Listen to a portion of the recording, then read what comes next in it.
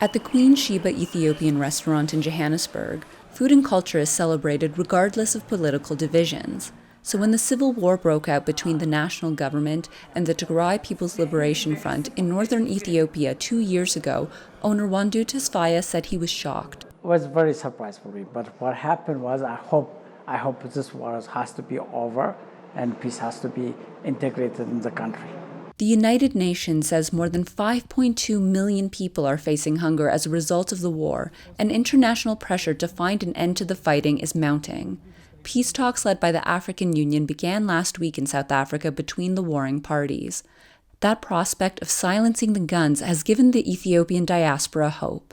I'm expecting right now what's going on in Ethiopia to have some kind of peace agreement in the country. Of course, South Africa, they chose it because of we do have a large Ethiopian community also in South Africa, but also the African Union involved a lot about it. Political analysts agree an African-led solution is needed as the conflict affects the continent.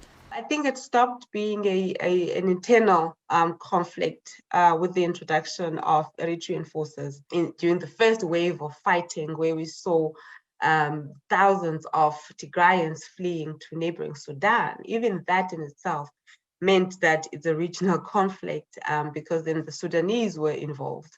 Instability is among the reasons why Eyop Bisrat said he left Ethiopia in 2002 to set up a business in South Africa.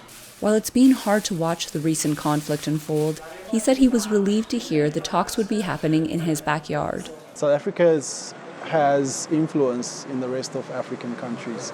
So I believe, having the talk here, I definitely believe that, some sort of good outcome will come out of this. And I believe it's the right place. I couldn't think of any other country, to host it, But experts warn the ongoing talks that have kept the public largely in the dark are only the first step in a lengthy process to achieving peace. I think this meeting is really not negotiations to end the conflict, but to agree on what to negotiate on. If both parties can agree on the immediate cessation of hostilities and the allowing into Tigray uninterrupted humanitarian aid. So those are really the basics. Details have not been released about the peace talks, meaning Ethiopians at home and abroad wishing for a declaration of peace will still have to wait.